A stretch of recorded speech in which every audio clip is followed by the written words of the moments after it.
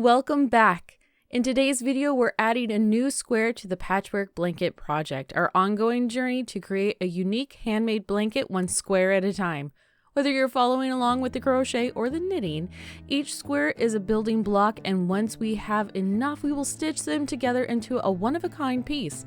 Remember, symmetry isn't necessary, but consistency is key, and that means using the same size hook or needle and a medium weight yarn throughout. Let's dive in. Today's square is all about the Creaking Sticks crochet pattern. We'll be using a crochet hook size G and a medium weight yarn to ensure it matches the rest of the blanket, or if you're just learning the stitch for the funsies, whatever you want to use for it is fine. Now, to get started, you are going to need to know how to chain, double crochet, and slip stitch. To get started with the project, you are going to chain any multiples of an even number. Now, if you're following along with the patchwork blanket, I am going to be chaining 30, which means however many chains you do will determine how many rows you end up doing. So because I'm chaining 30, I'll have to do 30 rows for this project.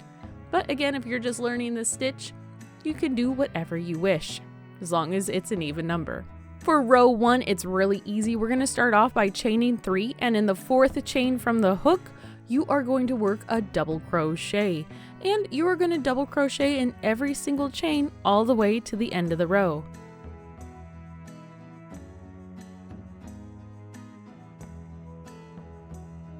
Now for a double crochet, just to refresher if you need a little bit of help, it's a yarn over. You're going to insert your hook into the stitch.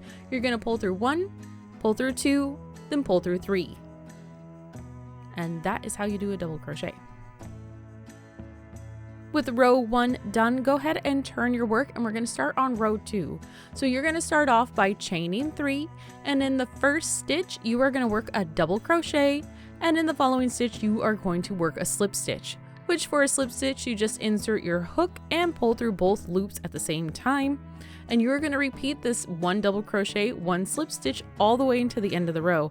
And what this is going to end up doing is on one side of your work, you're going to have this beautiful texture. On the other side is pretty much going to be a blank, nice and smooth surface.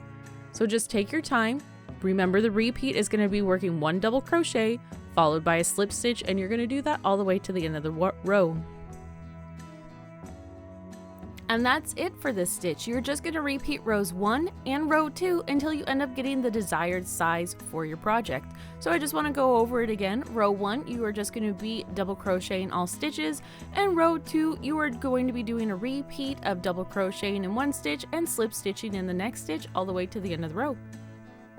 Here we are coming up to my 30th row. It is looking fantastic. Let's see how the project ends up finishing off. Once you've finished your square, be sure to block it if you need to keep it nice and even. And if you're making multiple squares, try playing with the different colors if you want, or doing something fun with it, or just keep it a solid color. It's all up to you.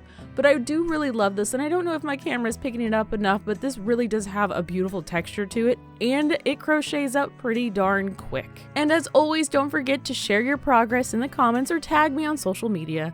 I love to see how your patchwork blanket is coming along. I will see you all in the next crochet video. Bye for now!